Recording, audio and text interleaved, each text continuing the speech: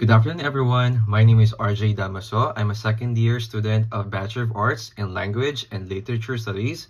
And today I will be delivering an argumentative speech whether or not Rizal is our national hero. When we talk about Philippine national heroes, oftentimes prominent figures or prominent names like Emilio Aguinaldo, Andres Bonifacio, or even Melchora Aquino come to mind.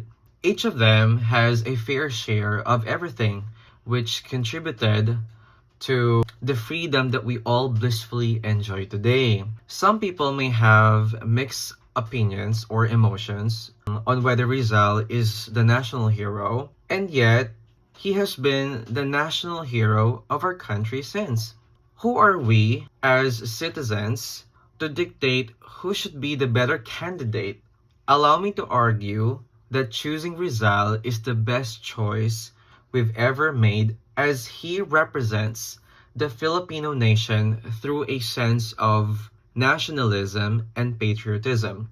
And what better way to have such a purpose for the betterment of your nation and her people? This makes him the most fitting symbol of what it means to be a Filipino. Unlike Rizal peers, as formidable as they were known to be, Rizal was more inclined to work on the sidelines. They may instead think of this quality as feeble and cowardly. Rather than having an armed violence with their resistance to our Spanish colonizers and oppressors, Rizal had chosen to appeal to the minds of the Filipino people, advocating for awareness and consciousness through education, which were evident to his published books, the Noli Me Tangere and El Filibusterismo, because he ultimately believed that words can cut deeper than any swords, and that they were the most powerful tools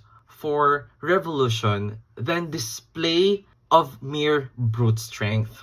And while I deeply respect the courage of Bonifacio as the ama ng Katipunan of the revolution, the father of the revolution, and other revolutionary leaders, I see them not as contenders or rivals to Rizal as the candidate for the national hero, but instead, I see all of them as complementary forces that work synergistically in order to achieve the end goal, our freedom, right?